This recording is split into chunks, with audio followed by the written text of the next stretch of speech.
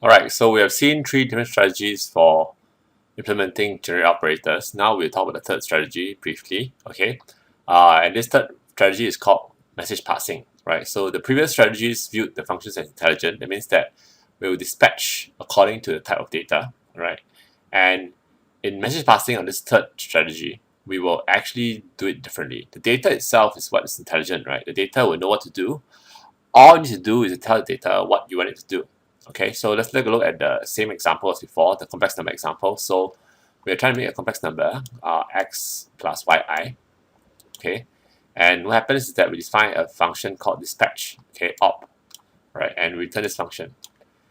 Now, so op, right, can be real part, then you return x, which is the real part, or it can be imaginary part, okay, and return y, okay, over here. And it can be magnitude or angle, and you return the hypotenuse or the arctangent, or if it's not, then you don't know what's happening, right? So essentially what's happening here is that instead of returning some kind of basic data, you're returning a function. So the data is actually a function dispatch, okay? And this function dispatch accepts a message op, okay, and it performs the necessary action according to the operation, okay? Now, so how would you define the real part of z? You just essentially take z, which is the object, okay, and you essentially pass a message called real part to the object, and then this object itself will do the right thing. Okay, imaginary part, same thing.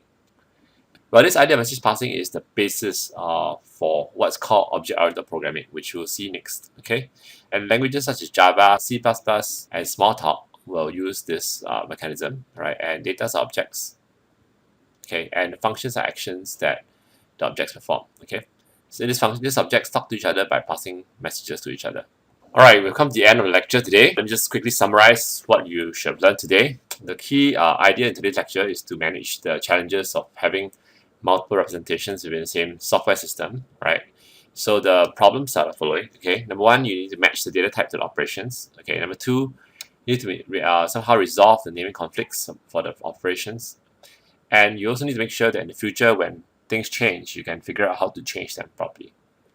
Okay, and the idea now is to introduce what is called an abstraction layer between the representations and the user. Okay, and you'll see three different strategies for implementing these generic operators. The first one is what's called dispatch on type. It's very simple. You look at the data type, you have an if-else statement, you check what data, and then do the right thing. Okay. Second thing is called data-directed programming. You look at the data type, right, and you go to this table, and you find the correct function from the table based on the operation you want to perform. You take the function, you apply it to the data. The third thing is this thing called message passing, and we showed a very simple example. The idea here is that you tell the data what to do, and you do it by itself. We haven't said a lot today in lecture, but we will do so in recitation, right? We'll discuss this in more detail in recitation. So the thing you must understand is what are the pros and cons of each different strategy. None of them is better or worse, okay, but there are some pros and cons. And you must understand how each of them resolves the name conflicts, okay? And then you must understand in each case what happens when you need to add a new type or new operation.